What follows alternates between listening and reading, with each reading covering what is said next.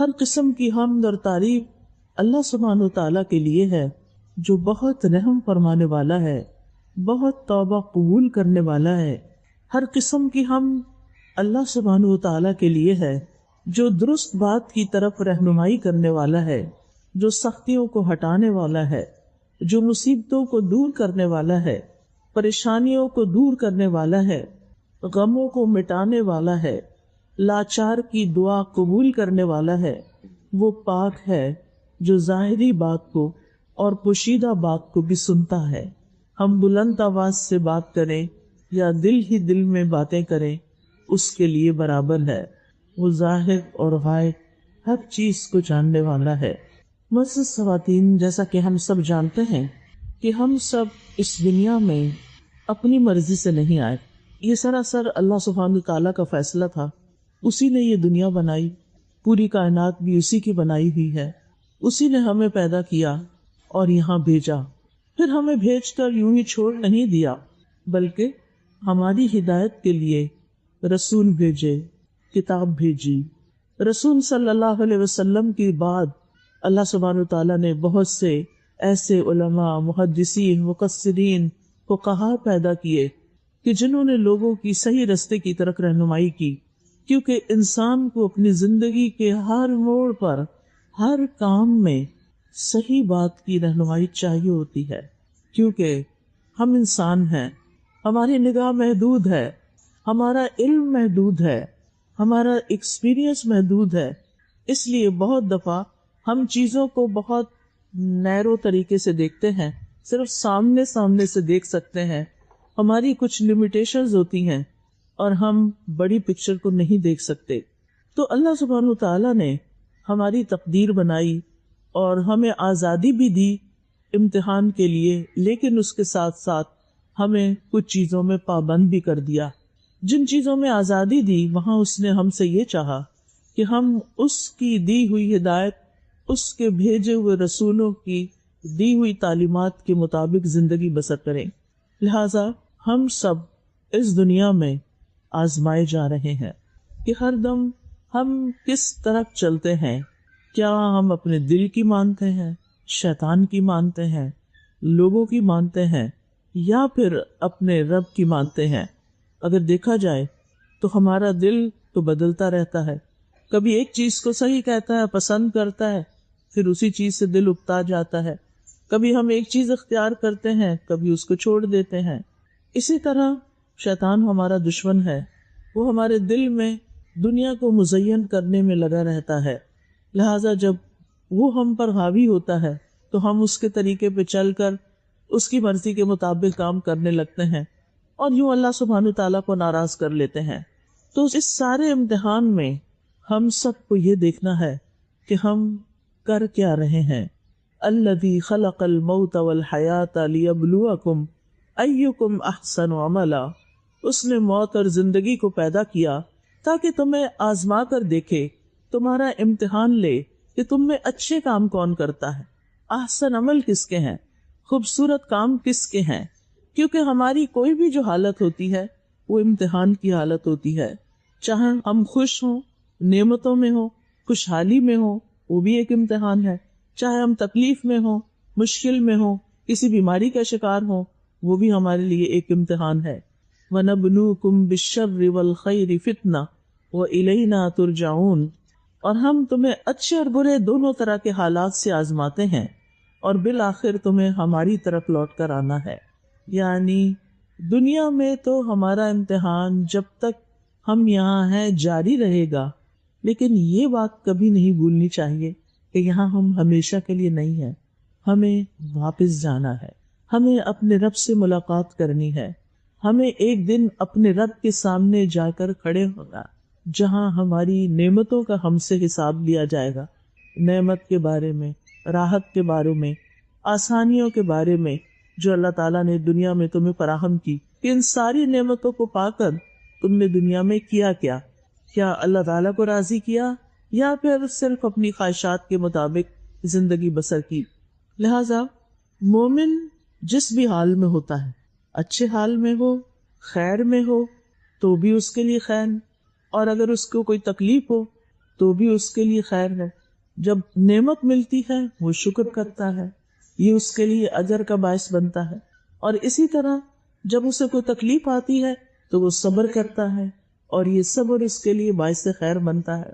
بہرحال مومن کی زندگی اس دنیا میں ایک قید خانے کی طرح ہے، یہاں وہ اپنی ساری خواہشات پوری نہیں کر سکتا، کیونکہ بہت ساری خواہشات ایسی ہیں کہ جو اگر وہ پوری کرے تو اللہ تعالیٰ کی ناراضگی کا باعث بنتی ہے، لہٰذا وہ اپنے اوپر ایک روک رکھتا ہے، اپنے آپ کو کنٹرول میں رکھتا ہے، اور وہی کرتا ہے، صرف انہی نعمتوں سے فائدہ اٹھاتا ہے اور اسی طریقے پر فائدہ اٹھاتا ہے جس کی اللہ سبحانہ وتعالیٰ نے اس کو اجازت دی ہے، جس سے وہ راضی ہے۔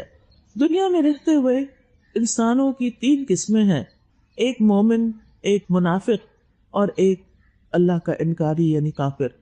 ابن عباس کہتے ہیں کہ اللہ تعالیٰ نے دنیا کو 3 اجزاء میں تقسیم کیا ہے، ایک حصہ مومن کے لیے ہے، ایک حصہ منافق کے لیے ہے، اور ایک حصہ کافر کے لیے ہے۔ مومن آخرت کے لیے زیادہ راہ لیتا ہے، یعنی دنیا میں جو کچھ بھی کرتا ہے، نعمتوں سے بھی فائدہ اٹھاتا ہے تو ان کو صحیح راستے میں استعمال کرتا ہے، اور اس کے پیچھے جو اس کی نیت کیا ہوتی ہے کہ یہ سب کچھ میری آخرت کے لیے ذخیرہ ہو جائے۔ تکلیف میں بھی جب وہ صبر کرتا ہے تو آخرت کو سامنے رکھ کے کرتا ہے کہ وہاں مجھے اس کا اجر ملے۔ تو مومن اپنے ہر کام میں آخرت کے لیے زیادہ راہ لیتا ہے۔ منافق جو دنیا ملتی ہے اس سے صرف دنیا کی زیب و زینت اختیار کرتا ہے، یعنی اگر اس کو مال ملتا ہے تو وہ صرف اپنی خواہشات کی تکمیل میں لگا دیتا ہے، لوگوں کے ساتھ مقابلہ کرنے میں لگا دیتا ہے، لوگوں میں نمایاں نظر آنے کے لیے لگا دیتا ہے، وہ اس سے اپنی آخرت نہیں بناتا۔ اور کافر اس دنیا میں خوب عیش کرتا ہے کیونکہ اس کے سامنے اگلی دنیا تو ہے نہیں، لہٰذا وہ جو کچھ اس کو ملا ہے اس کو اپنے عیش و عشرت پر لگا دیتا ہے۔ لہٰذا ہمیں چاہیے کہ ہم آخرت کے چاہنے والے بنیں، جو کچھ بھی ہمیں اللہ سبحانہ تعالیٰ نے دیا ہے اس کو اللہ سبحانہ تعالیٰ کی مرضی کے مطابق استعمال کر کے ہم اپنی آخرت کے لیے ذخیرہ جمع کریں۔ یعنی مومن کے لیے عبادت، ہر چیز عبادت ہے، نکاح بھی عبادت ہے، کاروبار کرنا بھی، تجارت بھی عبادت ہے، نماز روزہ تو خیر ہے ہی عبادت، اسی طرح لوگوں کے ساتھ حسن سلوک کرنا، اپنے ایمان کو درست رکھنا، اپنی عبادات اور خاص طور پر نماز کو درست رکھنا، اپنی زبان کی اصلاح کرنا، یعنی خاص طور پر زبان کے جو معاملات ہیں ان میں سے سچا ہونا، اور اسی طرح لوگوں سے معاملہ کرتے وقت اچھے اخلاق کا مظاہرہ کرنا۔ جب ایک مومن یہ سب کچھ کرتا ہے تو اس کے لیے اجر ہی اجر ہوتا ہے، اس کا ہر قدم اللہ کی رضا کے لیے ہوتا ہے اور اللہ سبحانہ تعالیٰ اس سے راضی ہو جاتا ہے۔ حضرت علی بن ابی طالب کہتے ہیں کہ دنیا پیٹ پھیر کر جا رہی ہے اور آخرت سامنے آ رہی ہے، یعنی جو سامنے سے جو کچھ ہمیں ملتا ہے وہ پیچھے جا رہا ہے، ہر دن گزرتا چلا جا رہا ہے، اسی لیے اس کو گزرا ہوا دن ماضی کہتے ہیں، اور ہم ہر روز اپنی موت سے قریب ہوتے جا رہے ہیں، اپنی آخرت سے قریب ہوتے جا رہے ہیں۔ تو حضرت علی کہتے ہیں رضی اللہ عنہ کہ ان دونوں میں سے ہر ایک کے طالب ہیں، بس تم آخرت کے چاہنے والے بنو، دنیا کے چاہنے والے نہ بنو، کیونکہ آج تو عمل کا موقع ہے اور حساب نہیں ہے، کل حساب ہوگا اور عمل کا وقت چلا جائے گا، عمل کا وقت نہیں ہوگا۔ لہٰذا عقل مند وہی ہے کہ جو دنیا کی حقیر نعمتوں کو آخرت کی ہمیشہ باقی رہنے والی اور عظیم نعمتوں پر ترجیح نہیں دیتا، بلکہ وہ اپنی دنیا کی ہر چیز سے چھوٹی ہو یا بڑی اپنی آخرت بنانے کی فکر کرتا ہے، اور دنیا کو اس کے جائز حق میں استعمال کرتا ہے، یعنی جہاں ضرورت ہوتی ہے وہاں وہ استعمال کرتا ہے، صرف عیش و عشرت میں نہیں۔ ایک آدمی نے ابو حازم سے کہا، میں آپ کو اپنی شکایت کرتا ہوں، یعنی اپنے بارے میں بتاتا ہوں۔ کیا شکایت؟ کہ مجھے دنیا سے محبت ہو گئی، یعنی مجھے دنیا اچھی لگتی ہے، حالانکہ میرے پاس کوئی گھر نہیں۔ تو انہوں نے کہا، اللہ عز و جل نے تمہیں دنیا میں جو کچھ دے رکھا ہے اس میں غور کیا کرو کہ وہ صرف اور صرف حلال طریقے سے حاصل ہو، جائز طریقے سے حاصل ہو، اور اس کو حاصل کرنے کے بعد جائز جگہ پر ہی رکھو، تو ایسی صورت میں دنیا نقصان نہیں دیتی۔ یعنی جو کماؤ جو لو، جو حاصل کرو وہ بھی جائز ہو، اور جہاں لگاؤ وہ بھی جائز ہو، نہ حرام طریقے سے کماؤ اور نہ حرام جگہوں پر لگاؤ۔ جو انسان ایسا کرتا چاہے وہ دنیا کو پسند بھی کرتا ہو تو دنیا اس کو نقصان نہیں دیتی۔ ہم میں سے ہر شخص کسی نہ کسی درجے میں دنیا سے محبت کرتا ہے۔ ہمیں مال سے محبت ہے، وَإِنَّهُ لِحُبِّ الْخَيْرِ لَشَدِيدٌ، صرف محبت نہیں، اللہ تعالیٰ کہتے ہیں کہ وہ مال کی محبت میں بہت شدید ہے۔ پھر المال والبنون زینت الحیات الدنیا، مال اور بیٹے دنیا کی زندگی کی زینت ہیں، لیکن عقل مند وہ ہیں کہ جو ان چیزوں سے محبت ہونے کے باوجود اپنے رب سے سب سے زیادہ محبت کرتے ہیں۔ والذین آمنوا اشد حبا للہ، اور ان کی دعا بھی کیا ہوتی ہے؟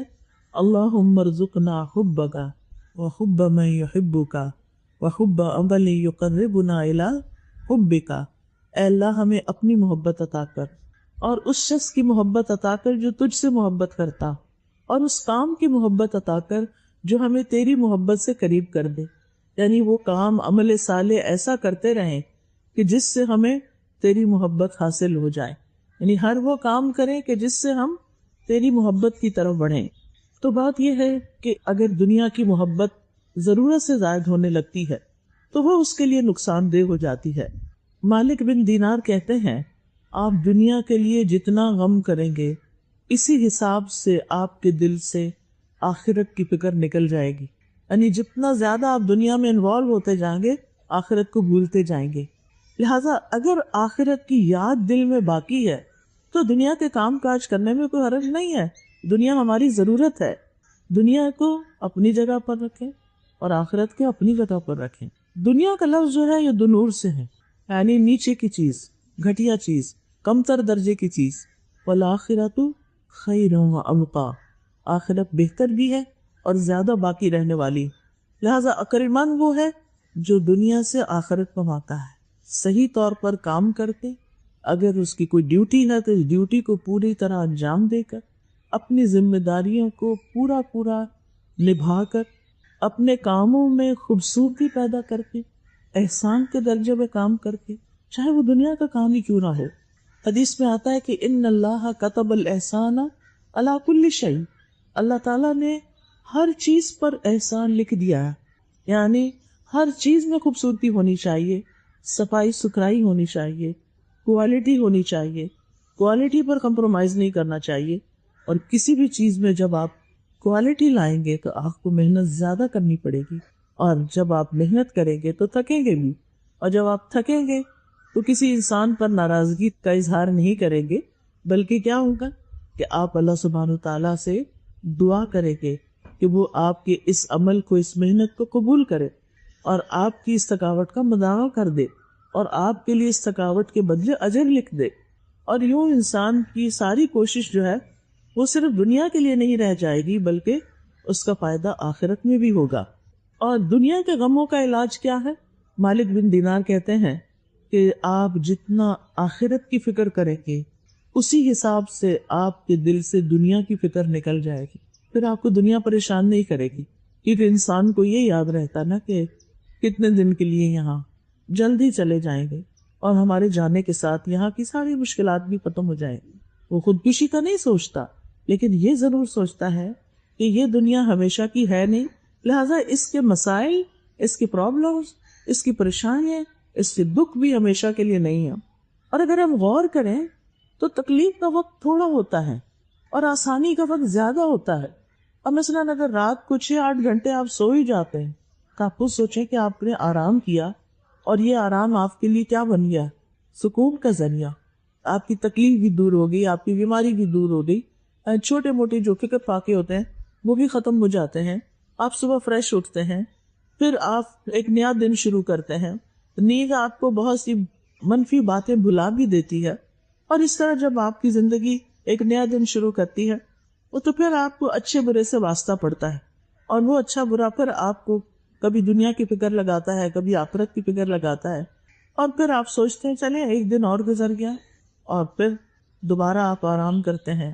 تو اگر اوورآل 24 گھنٹوں کو دیکھیں تو اس میں تکلیف کا وقت کم ہوتا ہے، مشقت کا وقت کم ہوتا ہے، اگر نماز ہی کو آپ دیکھ لیں، اگر آپ کو نماز پڑھنی باری لگتی ہے تو دن میں 5 نمازیں میں زیادہ سے زیادہ 1 گھنٹہ جائے گا.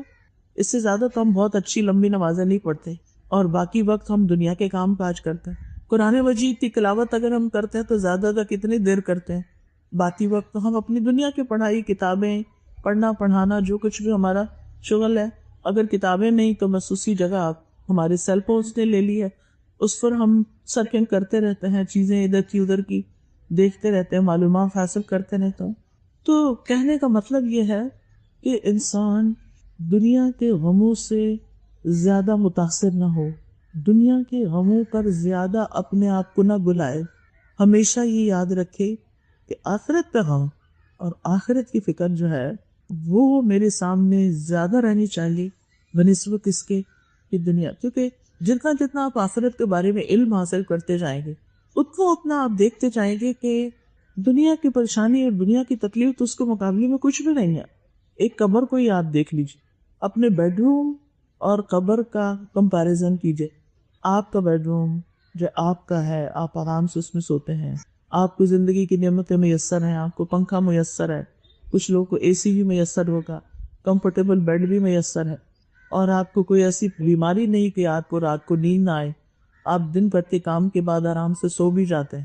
لیکن کیا دنیا بھر میں کام کرنے کے بعد جب ہم فوت ہو جائیں گے، جس قبر میں ہم ڈالے جائیں گے، کیا واقعی وہ بھی اتنی آرام دہ ہوگی جتنا ہم نے دنیا کے بیڈوں کو آرام دہ بنا لیا؟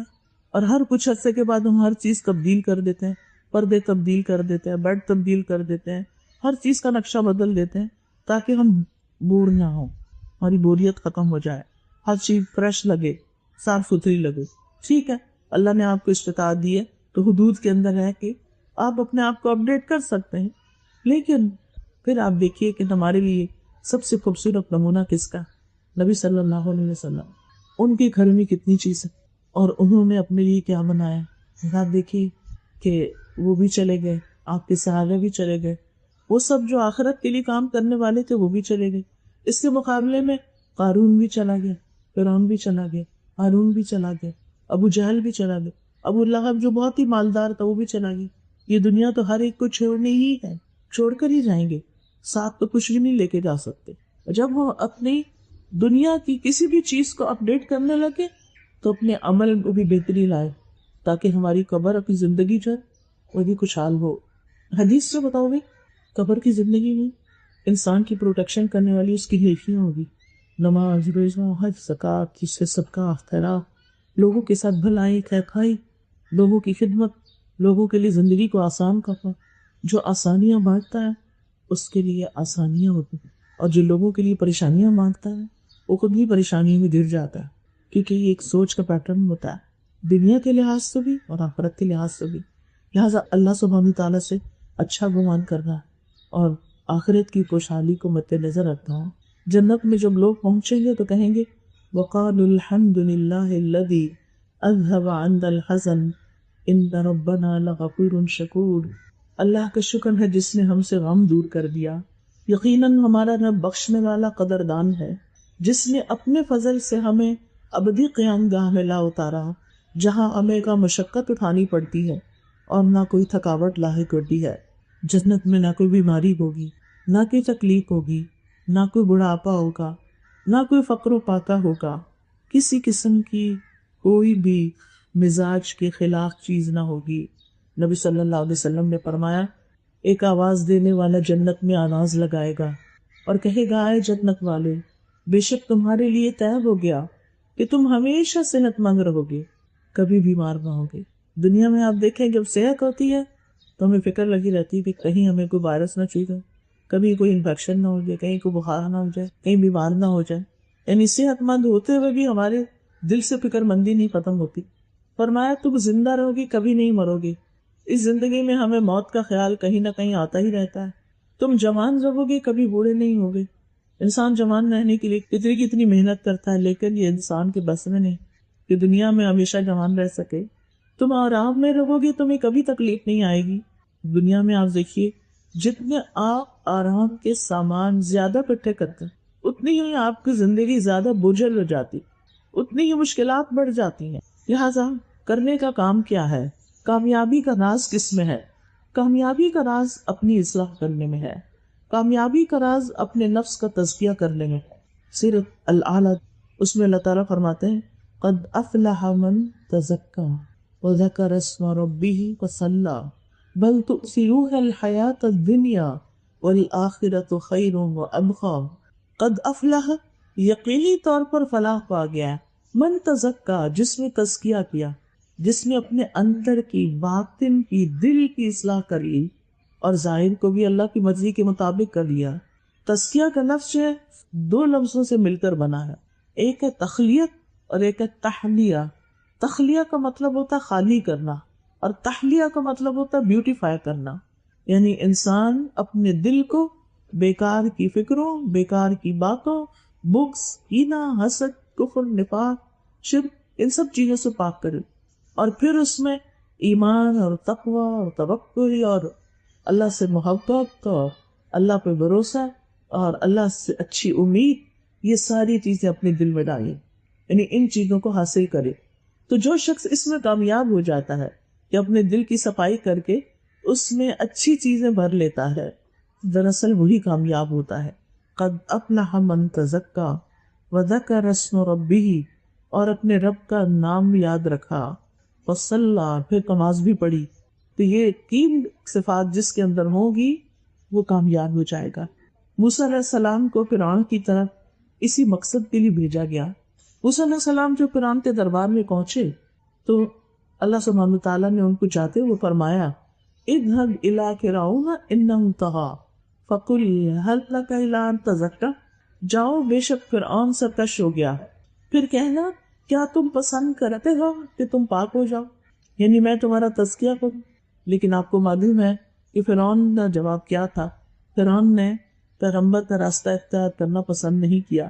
نبی صلی اللہ علیہ وسلم کو بھی انسانوں کی اصلاح کے لیے بھیجا گیا۔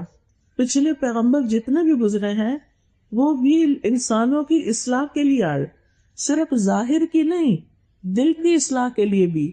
اور دل کی اصلاح میں آپ دیکھتے ہیں کہ دل کے اندر دنیا کی محبت ہوتی ہے، دل کے اندر دنیا میں نقصان کا خوف ہوتا ہے، دل کے اندر شیطان انسان کے اوپر اٹیک کرتا ہے، جتنے بھی حسد، بغض اور انسانوں سے متعلق خرابیاں ہیں وہ سب دلی کے اندر رہتی ہیں۔ تو جب انسان اس دل کو صاف کرنے میں کامیاب ہو جاتا ہے اور اس میں ایمان کو سجا لیتا اور باقی خیر کی باتوں کو لے آتا ہے تو ہی اس کی زبان درست ہوتی ہے، تو ہی اس کا عمل درست ہوتا ہے۔ اور پھر اہل ایمان کی صفت بھی یہی ہے کہ والذین هم للزکاۃ فاعلون، کہ جو مومن ہیں وہ اپنے نفس کو پاک کرتے رہتے ہیں، یعنی زکوٰۃ کے طریقے پر عمل کرنے والے ہیں۔ ابن کثیر کہتے ہیں کہ اس سے نفوس کی زکوٰۃ بھی مراد ہے اور اموال کی زکوٰۃ بھی مراد ہے۔ کامل مومن وہ ہے جو یہ دونوں کام کرتا ہے، اور کامیاب وہی ہے کہ جو تزکیے کا عمل جاری رکھتا ہے۔ یعنی فاعلون جو ہے یہ استمرار یا چیز کے کنٹینیویشن کے لیے ہے، یعنی صرف ایک دفعہ کر کے ختم نہیں کر دیتا بلکہ مستقل طور پر ایسا کرتا رہتا ہے۔ اور پھر جو شخص اس میں کامیاب ہو جاتا ہے وہ دراصل اس پر اللہ کا فضل ہو جاتا ہے، کیونکہ اللہ تعالیٰ فرماتے ہیں وَلَوْلَا فَضْلُ اللَّهِ عَلَيْكُمْ وَرَحْمَتُهُ مَا زَكَىٰ مِنكُم مِّنْ أَحَدٍ أَبَدًا، اگر تم پر اللہ کا فضل اور اس کی رحمت نہ ہوتی تو کوئی ایک بھی تم میں سے کبھی پاک نہ ہو سکتا۔ یعنی اس میں ہمارا اپنا کوئی کمال نہیں ہوتا، صرف ہماری کوشش کافی نہیں ہوتی، بلکہ اللہ کی مدد اور اللہ کی توفیق سے ہی اور اللہ کے فضل سے ہی انسان اس میں کامیاب ہو سکتا ہے۔ لہٰذا انسان کو اللہ سبحانہ تعالیٰ کے فضل کا سوال کرتے رہنا چاہیے۔ اللہم انی اسألک من فضلک ورحمتک فإنہ لا یملکها الا انت، اے اللہ میں تجھ سے تیرے فضل اور تیری رحمت کا سوال کرتا ہوں کیونکہ اس کا مالک صرف تو ہی ہے، یعنی تیرے ہی ہاتھ میں یہ بھلائی ہے۔ پھر اسی طرح آپ دیکھیے کہ کیونکہ تزکیہ کا عمل ایک مسلسل عمل ہے، اس لیے بہت ضروری ہے کہ انسان اپنا محاسبہ کرتا رہے اور ہر روز اپنا جائزہ لیتا رہے کہ کیا وہ اللہ تعالیٰ کے قریب ہو رہا ہے، کیا آخرت کی یاد اس کے دل کے اندر نئے، یا وہ دنیا کی طرف زیادہ مشغول ہوتا چلا جا رہا ہے، یا اللہ سے دور ہوتا چلا جائے۔ اللہ کا ذکر، اللہ کی عبادت نماز کیا اس کے لیے بھاری کام ہو گیا ہے یا شوق اور محبت کے ساتھ اس میں کھڑا ہوتا ہے؟ کیونکہ جس کا تزکیہ ہو جاتا ہے، جس کے دل میں اللہ کی محبت سج جاتی ایمان کے ساتھ، تو آپ دیکھیے کہ اس کو سب سے زیادہ راحت نماز میں ملتی ہے۔ وہ نماز کا انتظار کرتا ہے، وہ نماز شروع ہوتے ہی خوش ہو جاتا ہے، اور یہی خوشی اس کے لیے آخرت میں اس وقت ہوگی جو وہ اللہ تعالیٰ سے حقیقت میں ملاقات کرے گا۔ نماز اللہ سبحانہ وتعالیٰ سے ملاقات کی تیاری کا ایک ذریعہ ہے، اور ہم سب اس معیار پر اپنا جائزہ لے سکتے ہیں، ہم محاسبہ کر سکتے ہیں۔ دن میں 5 مرتبہ ہمیں اپنا محاسبہ کرنے کا موقع ملتا ہے۔ صبح فجر کے وقت ہم کتنی خوشی اور کتنی آسانی سے اپنا بستر چھوڑتے ہیں، کس طریقے سے اٹھتے ہیں۔ نبی صلی اللہ علیہ وسلم کی نیند سے اٹھنے کی کیفیت جو بتائی جاتی ہے وہ یہ کہ جب آنکھ کھلتی تھی اور جب آپ اٹھنا چاہتے تھے تو یکدم اٹھ جاتے تھے۔ جب ہمارا کل اچھا ابھی اٹھتے ہیں، پھر سائڈ بدل، اچھا ابھی اٹھتے ہیں، ابھی اٹھتے ہیں، کیونکہ محبت اور شوق انسان کو جگا دیتا ہے۔ اسی طرح دن کے کام کاج میں، مصروفیت میں آپ کس دل سے اپنا دنیا کا کام چھوڑتے ہیں اور کس دل سے نماز کی طرف آتے ہیں، یہ ڈیپینڈ کرتا ہے کہ پھر آپ کی دل کی حالت کیا ہے۔ پھر اسی طرح عصر کے وقت، مغرب کے وقت، عشاء کے وقت، یعنی جب انسان تھک چکا ہوتا ہے تو اس وقت اس تھکاوٹ کے باوجود وہ کس شوق اور کس ذوق اور کس محبت کے ساتھ اللہ کے حضور حاضر ہوتا ہے۔ اور اگر واقعی یہ محبت دل میں آ جائے تو انہا لکبیرۃ الا علی الخاشعین، نماز باری چیز ہے لیکن خشوع کرنے والوں پر، اللہ سبحانہ تعالیٰ کی طرف رغبت کرنے والوں پر، اللہ سبحانہ تعالیٰ سے محبت رکھنے والوں پر بھاری نہیں ہوتی، کیونکہ ان کی آنکھوں کی ٹھنڈک نماز میں۔ نبی صلی اللہ علیہ وسلم کیوں فرمایا کرتے تھے، یا بلال اقم الصلاۃ ارحنا بنا، اے بلال نماز قائم کر کے ہمیں راحت پہنچاؤ، ہمیں خوش کر دو، ہمیں سکون دو۔ کیا آج ہماری نمازیں راحت کا ذریعہ ہیں؟ ہم سب کو اپنے لیے سوچنا چاہیے۔ اور پھر بات کر رہی تھی میں محاسبے کی، تو اللہ سبحانہ و تعالیٰ تمام ایمان والوں سے خطاب فرماتے ہیں، یا ایھا الذین آمنوا اتقوا اللہ ولتنظر نفس ما قدمت لغد واتقوا اللہ ان اللہ خبیر بما تعملون۔ اے ایمان والو، اللہ سے ڈرو، اور ہر ایک کو یہ دیکھنا چاہیے کہ اس نے کل کے لیے کیا سامان کیا، دنیا کے کل کے لیے نہیں۔ وہ تو کوئی ہمیں نہ بھی کہے کہ ہمارے اوپر وہ سوچ غالب ہی رہتی ہے، کل کیا ہوگا، چاہے وہ کل ٹمارو کا کل ہو یا آگے کی آئندہ زندگی جو دنیا کی وہ کل ہو، اس کے لیے ہم بہت فکر کرتے ہیں۔ لیکن یہاں جس چیز کی طرف توجہ دلائی جا رہی ہے وہ آخرت کی کل ہے، وہ دن ہے جس کے بعد کوئی اور دن نہیں، الیوم الآخر ہے، آخری دن ہے۔ اس کے لیے کیا تیار کیا، یہ ہمیں ہر روز دیکھنا چاہیے کہ میں نے آگے کے لیے کیا تیار کیا ہے۔ اور یہ تبھی سوچ آ سکتی ہے جب ہم اپنا محاسبہ کرتے ہیں، اپنا جائزہ لیتے ہیں، اپنے آپ سے کچھ سوال کرتے ہیں، اپنے بارے میں اپنے ساتھ سچے ہوں گے، کیونکہ بعض اوقات ہم اپنے نفسوں کو بھی دھوکہ دے رہے ہوتے، ہم اپنے بارے میں بعض اوقات غلط فہمیوں کا شکار ہوتے ہیں۔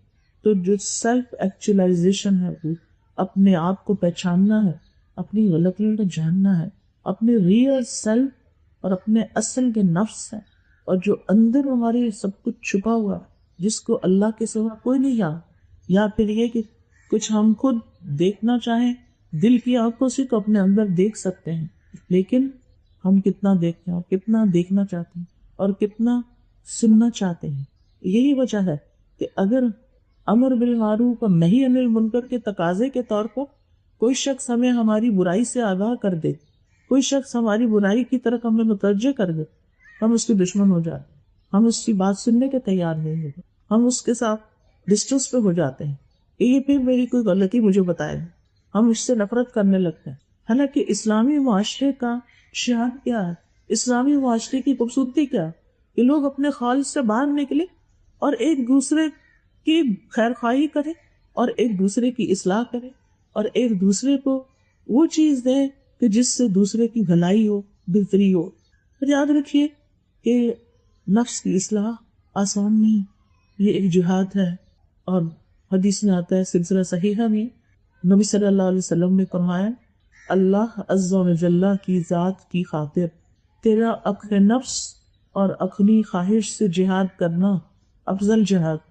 یعنی بعض اوقات انسان باہر کی برائیوں کے خلاف دوسروں کی غلطیوں کے بارے میں تو بہت کچھ کہہ سکتا اور بہت کچھ کر دیتا، لیکن اپنے بارے میں، اپنے لیے اللہ کی فاقت، اپنے آپ کو پہچان کر، اپنی غلطیوں کو جان کر، اپنی صلاحیتوں کو پہچان کر، پھر اپنے اوپر کتنا کام کرتے ہیں اور کس درجے میں ہم اپنے آپ کو آئیڈینٹیفائی کرتے ہیں کہ کہاں کہاں ابھی کمزوریاں باقی ہیں، اور پھر ان کو ایکسیپٹ کرتے ہیں اور پھر ان کے علاج کے لیے فکر کرتے ہیں. تو یہ سب ایک جہاد سے کم نہیں، کیونکہ انسان بعض اوقات حقیقت کا سامنا نہیں کرنا چاہتا. انسان حقیقت کو ڈینائی کرتا رہتا، یعنی اگر کوئی اسے احساس دلائے گی یا خود بھی کبھی احساس ہو، انسان اس کا انکار کرنا چاہتا ہے، ماننا نہیں چاہتا. لیکن جو ایسا کر لے وہ سب سے بہترین کام میں لگ گیا، کیونکہ اگر ہم ساری دنیا کی بھی اصلاح کرتے رہیں اور ہمارے اپنے اندر وہ سب چیزیں بھری ہوئی ہیں کہ جس کی وجہ سے ہماری زبان، ہمارے رویے، ہمارے معاملات، ہمارا اخلاق بدنما ہو رہا ہے، تو ہم نے اپنے ساتھ ظلم کیا، ہم نے اپنے ساتھ کوئی خیر کا کام نہیں کیا. ہم دوسروں میں غلطیاں بہت جلدی نظر آ جاتی لیکن اپنے اندر میں میل نظر نہیں آتا. لیکن جو لوگ اس کام میں کامیاب ہو جاتے ہیں ان کے لیے خوشخبری بھی ہے. وَأَمَّا مَنْ خَافَ مَقَامَ رَبِّهِ وَنَهَى النَّفْسَ عَنِ الْهَوَىٰ فَإِنَّ الْجَنَّةَ هِيَ الْمَأْوَىٰ. اور رہا وہ جو اپنے رب کے سامنے کھڑے ہونے سے ڈر گیا اور اس نے نفس کو خواہشات سے روک لیا تو یقیناً جنت ہی اس کا ٹھکانہ ہوگی. یعنی جنت کا حصول اسی صورت میں ہو سکتا ہے کہ جب ہم اپنی اصلاح کریں، اپنے نفس کی اصلاح کریں. اور پھر دوسری طرف جو لوگ تزکیہ کرنے اور اس اصلاح میں کامیاب ہو جائیں ان کے لیے اللہ تعالیٰ نے بلند و بالا باغات اور درجات کا وعدہ کر رکھا ہے. وَمَن يَأْتِهِ مُؤْمِنًا قَدْ عَمِلَ الصَّالِحَاتِ فَأُولَٰئِكَ لَهُمُ الدَّرَجَاتُ الْعُلَىٰ جَنَّاتُ عَدْنٍ تَجْرِي مِن تَحْتِهَا الْأَنْهَارُ خَالِدِينَ فِيهَا وَذَٰلِكَ جَزَاءُ مَن تَزَكَّىٰ. اور جو بھی اس کے پاس مومن بن کر آئے گا، ایمان کے ساتھ اللہ کی حضور حاضر ہوگا، جبکہ اس نے نیک اعمال بھی کیے ہوں گے. اور بعض اوقات ہم کہتے ہیں نا کہ لا الہ الا اللہ پڑھ کے سب جنت میں چلے جائیں گے. ہاں ایسا ہے کہ لا الہ الا اللہ پڑھنے والے ہمیشہ جہنم میں نہیں رہیں گے، لیکن لا الہ الا اللہ کے تقاضے بھی ہیں اور ان تقاضوں میں اللہ تعالیٰ نے خود بتا دیا کہ وَمَن يَأْتِهِ مُؤْمِنًا، ایمان لے آیا ہے لیکن قد عمل الصالحات، اور اس کے بعد نیک عمل بھی کیے. فَأُولَٰئِكَ لَهُمُ الدَّرَجَاتُ الْعُلَىٰ، ایسے لوگوں کے لیے بلند و بالا درجات ہیں. کیا ہے؟ جنات و عدن، عدن کے باغات، ہمیشگی کے باغات، تجری من تحتها الانہار، جن کے نیچے نہریں بہ رہی ہوں گی، خالدین فیہا، جس میں وہ ہمیشہ رہنے والے ہیں. وذالک جزاء من تزکیٰ، اور یہ بدلہ ہے اس کا جس نے تزکیہ اختیار کیا، پاکیزگی اختیار کی. اور یہ یاد رکھیے کہ جب تک ہم خود اپنی اصلاح کی فکر نہیں کریں گے، ارادہ نہیں کریں گے، چاہیں ہی نہیں، اس وقت تک اصلاح نہیں ہو سکتی. چاہے آپ کتنے بھی لیکچر سن لیں، کتنی بھی کلاسز اٹینڈ کر لیں، کچھ بھی کریں، تو ہمیں یہ ڈیسائیڈ کرنا ہوگا. آپ دیکھیے اگر ہماری نظر اپنی غلطیوں پر ہو اور اس بات کا احساس ہو کہ مجھے ان کو دور کرنا، تو پھر ہم ضرور پلان کریں گے کہ کیسے. اگر آپ کے کپڑوں پہ کوئی دھبا لگ جاتا ہے، آپ کے کارپیٹ بھی کچھ گر جاتا ہے، آپ کے برتن گندے ہو جاتے ہیں، تو آپ طریقہ جانتے ہیں کہ ان کو صحیح کیسے کرنا، صاف کیسے کرنا، چمکانا کیسے، کیونکہ آپ کو ایک تڑپ لگ جاتی کہ یہ دھبا اچھا نہیں لگ رہا. اسی طرح جب اپنی غلطی کسی کو نظر آ جاتی ہے اور اس کو یہ احساس ہو جاتا ہے کہ یہ اللہ کی نظر میں اس کی شخصیت پر ایک داغ ہے اور اللہ تعالیٰ کو یہ پسند نہیں، اور اللہ سے ملاقات سے پہلے مجھے اپنے آپ کو صاف ستھرا کرنا ہے، تو پھر وہ ضرور اس کی نیت بھی کرے گا، ارادہ بھی کرے گا اور اس کے لیے کوشش بھی کرے گا. تو ان اللہ لا یغیر ما بقوم حتی یغیروا ما بانفسہم، اللہ تعالیٰ کسی قوم کی حالت نہیں بدلتا جب تک کہ وہ خود اس کو نہ بدل دے جو ان کے دلوں میں ما بانفسہم، یا ان کی ذات میں ہے. اور یاد رکھیے کہ نفس کی اصلاح جو ہے جسم کے علاج سے زیادہ مشکل ہے، جسمانی بیماریوں سے زیادہ مشکل ہے. ابن قیم کہتے ہیں رحمۃ اللہ علیہ کہ نفوس کا تزکیہ اور طہارت کرنا جسموں کے علاج سے زیادہ مشکل ہے اور زیادہ سخت ہے.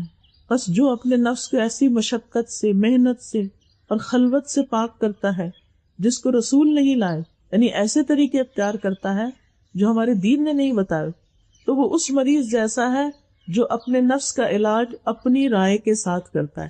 کچھ لوگ ہیں نا ڈاکٹر کے پاس نہیں جاتے، وہ بیمار ہو جائے تو اپنے ہی طریقے پہ اپنے علاج کرتے رہتے ہیں ٹونے ٹوٹکے وغیرہ سے، اور وہ سمجھتے ہیں کہ وہ اپنے آپ سے زیادہ بہتر سمجھتے ہیں، ڈاکٹر کو کچھ پتہ نہیں.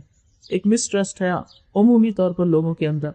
لیکن اگر کوئی شخص اپنی اصلاح کرنے کے لیے یہ سمجھتا ہے کہ میں خود ساختہ طریقوں سے اپنی اصلاح کر لوں تو وہ اصلاح نہیں کر سکے گا، شیطان اس کو کسی اور چیز میں ڈال دے گا. ابن قیم کہتے ہیں رسول دلوں کے طبیب ہیں، یعنی جو رسول آئے ہیں انہوں نے آ کر، جیسے نبی صلی اللہ علیہ وسلم کے جو 4 کام تھے ان میں سے ایک کام وَيُزَكِّيهِمْ بھی ہے. آپ نے لوگوں کو تزکیہ کیا، ان کے عقائد کی اصلاح کی، ان کی عبادات کی اصلاح کی، ان کی زبان کی اصلاح کی، ان کے معاملات کی اصلاح کی، ان کے اخلاق کو بہترین بنایا. تو اگر کوئی یہ سمجھتا ہے کہ قرآن و سنت میں طریقہ موجود نہیں ہے اصلاح کا تو وہ بھی صحیح منزل پہ نہیں پہنچ سکتا. وہ اپنے آپ کو، اپنے نفس کو ایسی مشقتوں میں ڈال دے گا جس کا کچھ بھی حل نہیں ہوگا. وہ کہتے ہیں کہ دلوں کو پاک کرنے اور ان کی اصلاح کرنے کا راستہ یہی ہے کہ رسولوں کی باتوں کو تسلیم کیا جائے اور ان کے طریقے پر چلا جائے. یعنی قرآن مجید کے ساتھ ساتھ سیرت رسول صلی اللہ علیہ وسلم کا مطالعہ، سنت رسول صلی اللہ علیہ وسلم کا مطالعہ بے حد ضروری ہے.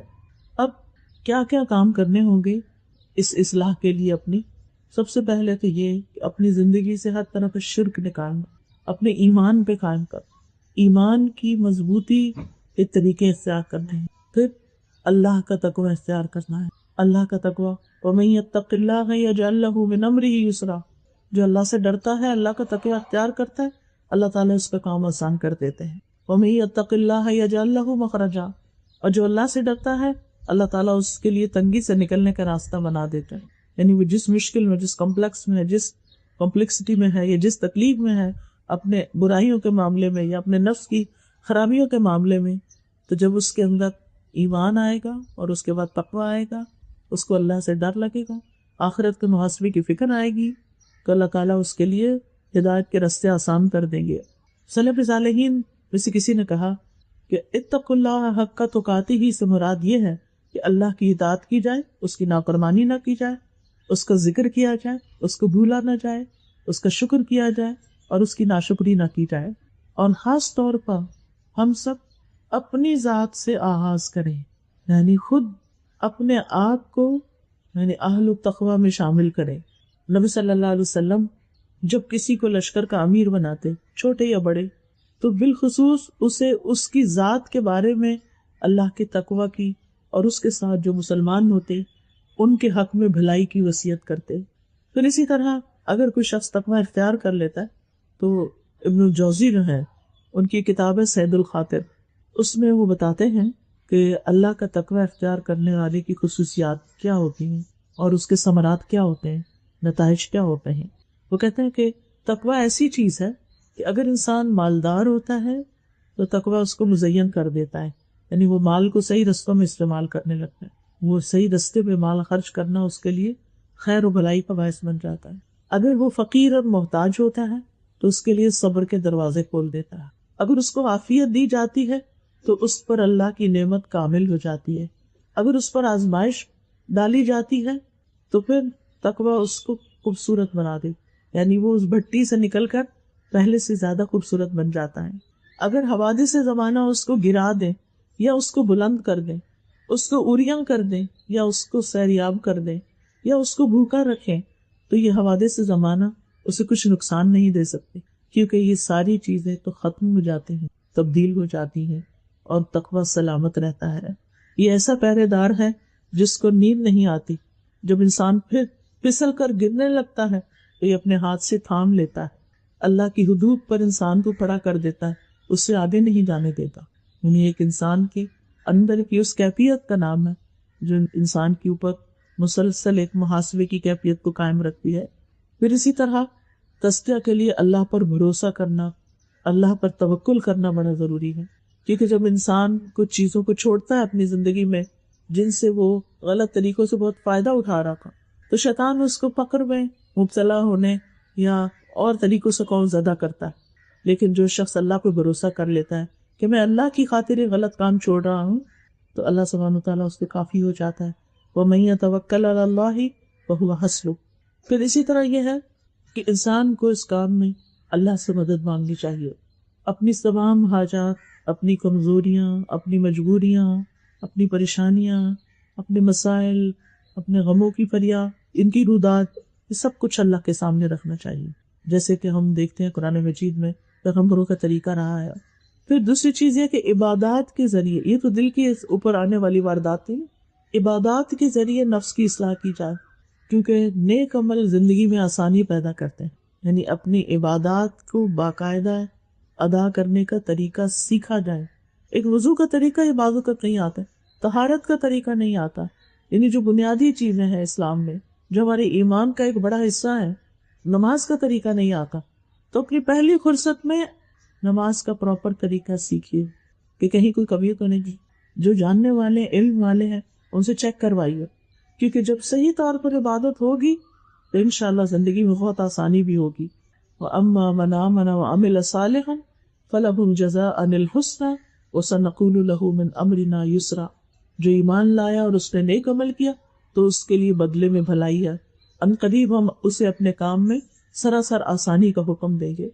پھر اسی طرح امام ابن تیمیہ کہتے ہیں اطاعت کا انجام دنیا اور آخرت کی سعادت اور بھلائی ہے.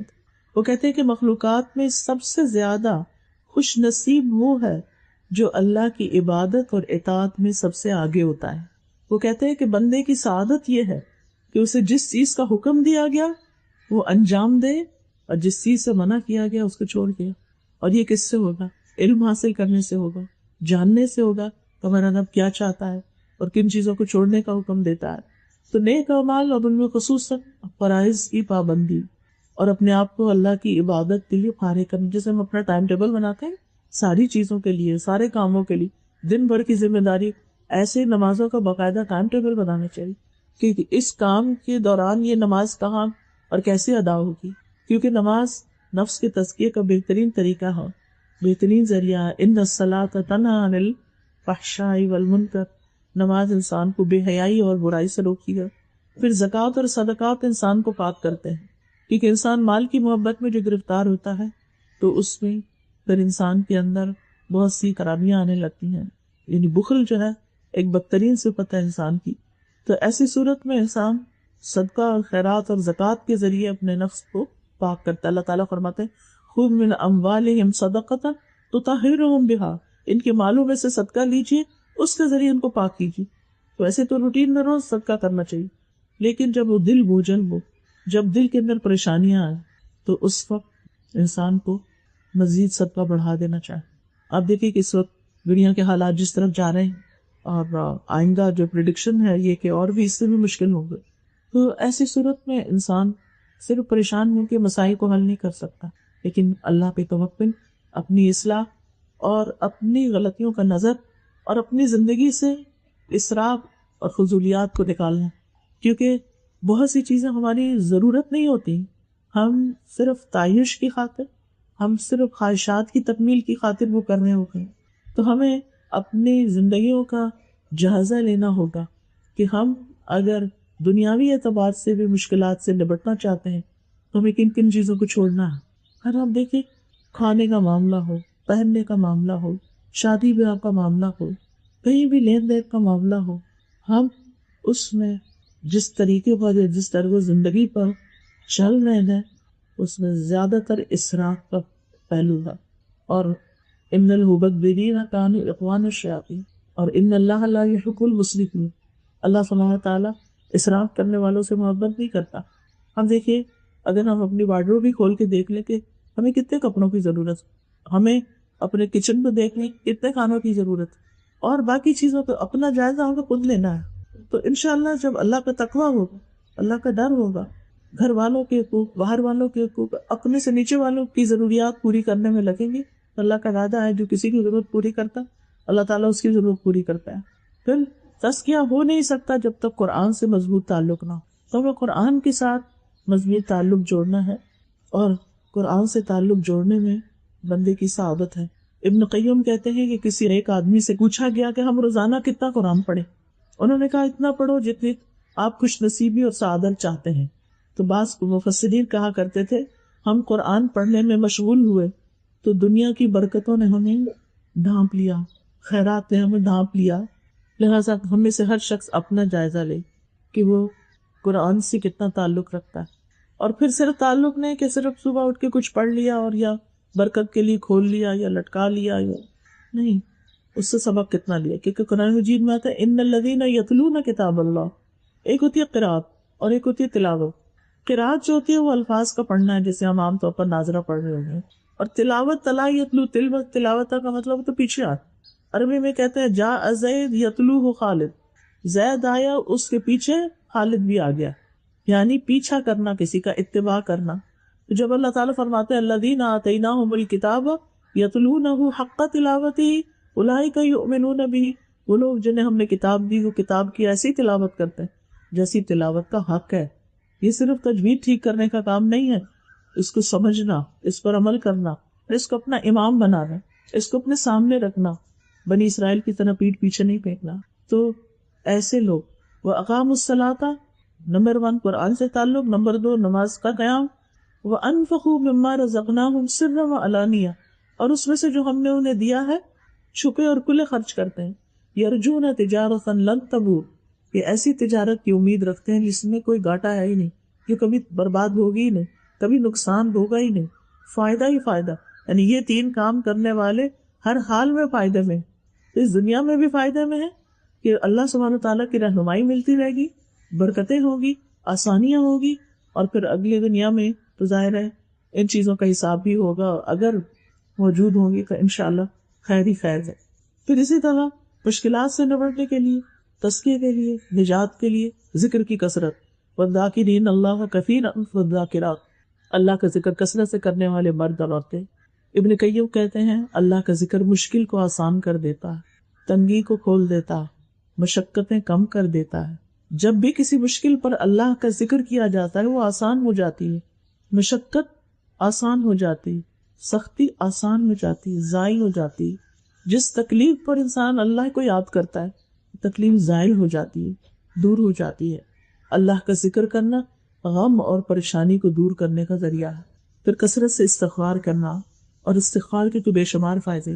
سورۃ نوح کی آیت نمبر 10 سے 12 میں آپ دیکھیں کہ حقیقی معنوں میں استغفار کرنے میں کیا کیا فائدے ہیں. اللہ تعالیٰ تم پر برستی بارش اتارے گا، تمہیں مال اور بیٹوں سے مدد دے گا، تمہیں باغات عطا کرے گا، تمہارے لیے نہریں جاری کر دے گا. اللہ کا وعدہ جھوٹا تو نہیں ہو سکتا. ضرورت اس بات کی ہے کہ ہم گناہوں سے توبہ کریں، ہم اللہ سبحانہ تعالیٰ کی طرف رجوع کریں، اور جو اللہ تعالیٰ سے چاہتا ہے اس کے مطابق کریں. ذاتی زندگی کی اصلاح بھی بہت ضروری ہے، جس میں گناہ کے کام جو کھلے کھلے اور ظاہری ان پہ چھوڑنا ہوگا، حرام کاموں سے بچنا ہوگا جن کو اللہ سبحانہ تعالیٰ نے ہمارے لیے منع کیا ہے. پھر اسی طرح اور بری عادات جیسے بخل، خواہش نفس جس کی پیروی کی جائے، اور گمراہ لوگ جن کو ہم فالو کرتے ہیں ان سے بچنا ہوگا. نبی صلی اللہ علیہ وسلم نے فرمایا مجھے تمہارے متعلق ان گمراہ کن خواہشات سے سب سے زیادہ اندیشہ ہے جن کا تعلق پیٹ اور شرمگاہ سے ہے، اور اپنی مرضی پہ چلنے کی گمراہی کا اندیشہ بھی ہے کہ لوگ اپنی مرضی کریں گے، اللہ کی مرضی پیچھے چھوڑ دیں گے. پھر فضول چیزوں سے بچنا، فضول کاموں سے، سوشل میڈیا کی فضول چیزوں سے الگ رہنا. نبی صلی اللہ علیہ وسلم نے فرمایا اسی انسان کے اسلام کی خوبی ہے کہ بے فائدہ چیزوں کو چھوڑ دے. جب بھی کچھ دیکھ رہے ہوں، سن رہے ہوں، ضرور سوچیں یہ مقصد کیا ہے، کیوں دیکھ رہے ہیں، کیا حاصل کرنا. اپنے آپ سے خود سوال کریں، اپنا محاسبہ خود کریں. پھر اسی طرح دنیا کی حرص اور لالچ سے بچنا ہے، دنیا کی دوڑ سے بچنا ہے، اور دنیا سے زہد اختیار کرنا، یعنی دنیا کی محبت نہیں، اپنی ضروریات زندگی کو لمیٹڈ کرنا ہے، بغیر ضرورت کی دنیا نہیں خریدنی، سادگی کو اختیار کرنا ہے. اسی میں دنیا کی آسانی ہے اور آخرت میں بھی حساب کم ہے. اسراف اور فضول خرچی کو چھوڑنا ہے، تو مال کو ناحق جگہوں پہ خرچ نہیں کرنا، دنیا کا ساز و سامان کم سے کم کرنا ہے، ضرورت کا کھانا پینا ہے. پھر لباس میں بھی زہد. آج آپ دیکھیں کہ ہم یعنی کس ریس میں لگے ہوئے ہیں. خاص طور پر آپ دیکھیے کہ جب کوئی نیا برانڈ کھلتا ہے یا سیل لگتی ہے تو آپ کے سامنے یہ حالات کہ خواتین کس طریقے سے یعنی ان تمام چیزوں میں شریک ہوتی ہیں. اور یعنی کہ بعض اوقات انسان زبان سے بھی ایسی بات نہیں بتا سکتا کہ جو بالکل ہی حیا کے بھی منافی اور انسان کی عزت نفس کی بھی منافی ہوتی ہے. اور میں کبھی ایسی کوئی چیز نظر سے گزر جائے یا کوئی ذکر کرتے تو ہمیشہ بولتی ہوں کہ اس ساری مشقت کے پیچھے واقعی ضرورت ہے یا صرف مقابلہ ہے؟ الحاف و تکافر، یعنی تکاثر کی جو محبت ہے اس نے تمہیں غفلت میں ڈال رکھا ہے۔ پھر اسی طرح سفر بھی بامقصد ہے، بغیر ضرورت کے سفر نہ کیا جا، اور آخرت کو پانے کے لیے دنیا کی کچھ چیزوں کو کم کر دینا تاکہ آگے وہ سب کچھ مل جائے جو ہم یہاں سے کم کر کے وہاں بھیجیں گے۔ پھر دنیا کی زندگی میں مشغولیت کو بھی کم کرنے کے طریقے سوچنا کہ دنیا کے کام کم سے کم کتنے وقت میں ہو سکتے ہیں، اور اپنے لیے وقت کہاں سے نکلے گا، اپنا مال اور وقت مفید کاموں میں لگانا، لوگوں کی خیرخواہی اور خدمت خلق کے کاموں میں دلچسپی لگی۔ نبی صلی اللہ علیہ وسلم نے فرمایا کہ اللہ سبحانہ تعالیٰ کو وہ لوگ زیادہ محبوب ہیں جو دوسروں کے لیے زیادہ فائدہ مند ہوتا ہے، اور وہ پسندیدہ اعمال اللہ تعالیٰ کے نزدیک کون سے ہیں؟ اپنے مسلمان بھائی کو خوش کر دیں، اس سے تکلیف دور کر دیں، اس کا قرضہ چکا دیں، اسے کھانا کھلا دیں، پھر دوسروں کی مدد کرنا۔ جو دنیا میں کسی کا دکھ دور کرے گا اللہ تعالیٰ قیامت کے دن کا دکھ اس کا دور کر دے گا۔ جو دنیا میں کسی کے لیے آسانی پیدا کرے گا اللہ تعالیٰ اس کے لیے آخرت میں آسانی پیدا کرے گا۔ جو دنیا میں کسی کی پردہ پوشی کرے گا اللہ تعالیٰ اس کے آخرت میں عیب چھپا دے گا۔ اور اللہ تعالیٰ کسی بندے کی مدد میں اس وقت تک ہوتا ہے جب تک وہ بندہ دوسروں کی مدد میں ہوتا ہے۔ تو اس لیے بہت ضروری ہے کہ ہم اپنی پوری زندگی کا خود سے جائزہ لیں، اپنی اسٹرینتھس کو بھی لکھیں کہ آپ کیا چیزیں بہتر کر سکتے ہیں، اور اپنی کمزوریوں کو بھی لکھیں، اپنی غلطیوں کو بھی دیکھیں، اپنی اصلاح کے طریقے سیکھیں، اور ایسے کاموں کی طرف متوجہ ہوں تو دنیا میں اور آخرت میں فائدے کے۔ میں یہی پر بات ختم کرتی ہوں، اور اب ہم دعا کر لیتے ہیں۔ سبحان اللہ والحمد للہ ولا الہ الا اللہ واللہ اکبر ولا حول ولا قوة الا باللہ العلی العظیم۔ اللہم صلی علی محمد وعلی آل محمد کما صلیت علی ابراہیم وعلی آل ابراہیم انک حمید مجید۔ اللہم بارک علی محمد وعلی آل محمد کما بارکت علی ابراہیم وعلی آل ابراہیم انک حمید مجید۔ ربنا آتنا فی الدنیا حسنہ وفی الآخرۃ حسنہ وقنا عذاب النار۔ ربنا لا تزغ قلوبنا بعد اذ ہدیتنا وہب لنا من لدنک رحمہ انک انت الوہاب۔ ربنا ہب لنا من ازواجنا وذریاتنا قرۃ اعین واجعلنا للمتقین اماما۔ اللہم الف بین قلوبنا واصلح ذات بیننا واہدنا سبل السلام ونجنا من الظلمات الى النور وجنبنا الفواحش ما ظہر منها وما بطن وبارک لنا فی اسماعنا وابصارنا وقلوبنا وازواجنا وذریاتنا وتب علینا انک انت التواب الرحیم واجعلنا شاکرین لنعمتک مثنین بہا قابلیہا واتمہا علینا۔ اے اللہ ہمارے گھروں میں آپس میں باہم الفت اور محبت پیدا فرما دے، ہمارے آپس کے معاملات کی اصلاح کر دے، ہمیں سلامتی کے رستوں کی طرف رہنمائی عطا کر دے، ہمیں اندھیروں سے نجات دے کر نور اور روشنی کی طرف لے آ، ہماری تمام ظاہری اور چھپی برائیوں سے ہمیں محفوظ رکھ، ہمارے کانوں، ہماری آنکھوں، ہمارے دلوں، ہمارے ازواج اور ہماری اولاد میں برکت عطا فرما، ہماری توبہ قبول فرما، بے شک تو بہت زیادہ توبہ قبول کرنے والا ہے، تو ہی رحمت فرمانے والا ہے، اور ہمیں اپنی نعمتوں پر شکر کرنے والا بنا، اور ان کی تعریف کرنے والا بنا، اور ان کو قبول کرنے والا بنا دے، اور ان نعمتوں کو ہم پر مکمل کر دے یا رب العالمین یا ارحم الراحمین۔ تمام بیماروں کو صحت عطا فرما، تمام دکھی لوگوں کے دکھ دور فرما دے یا اللہ۔ جتنے بھی فوت شدہ ہمارے رشتہ دار ہیں، مسلمان ہیں، ان سب کی بخشش فرما۔ اللہم اغفر لہ وارحمہ وعافہ واعف عنہ واکرم نزلہ ووسع مدخلہ واغسلہ بالماء والثلج والبرد ونقہ من الخطایا کما ینقی الثوب الابیض من الدنس۔ اللہم ابدلہ دارا من دارہ واہلا خیرا من اہلہ۔ اللہم ادخلہ الجنۃ واعذہ من عذاب القبر ومن عذاب النار۔ یا اللہ ان کے درجات بلند فرما، ان کو جنت الفردوس میں جگہ عطا فرما، ان کی تمام کوتاہیوں سے درگزر فرما۔ یا رب العالمین تو ہمارے بچوں کو ہدایت عطا فرما، یا رب العالمین تو انہیں نیکی کے کام کرنے کی توفیق دے اور برائیوں سے دور کر دے۔ ربنا لا تؤاخذنا ان نسینا او اخطانا، ربنا ولا تحمل علینا اصرا کما حملته علی الذین من قبلنا، ربنا ولا تحملنا ما لا طاقة لنا به واعف عنا واغفر لنا وارحمنا انت مولانا فانصرنا علی القوم الکافرین۔ یا رب العالمین، یا ارحم الراحمین، جو کچھ ہم نے پڑھا ہے سیکھا ہے ہمیں اس پہ عمل کی توفیق دے۔ یا اللہ تو ہماری ہر معاملے میں رہنمائی فرما، یا اللہ تو ہمارے سارے معاملات درست فرما دے۔ یا رب العالمین جو بہنیں آئی ہیں ان کا آنا قبول فرما دے۔ یا اللہ اس گھر کے رہنے والوں کو اپنی رحمت سے ڈھانپ لے، ان کو برکتیں عطا فرما۔ یا اللہ جو اس محفل کا انہوں نے اہتمام کیا ہے انہیں اس کی بہترین جزا عطا فرما۔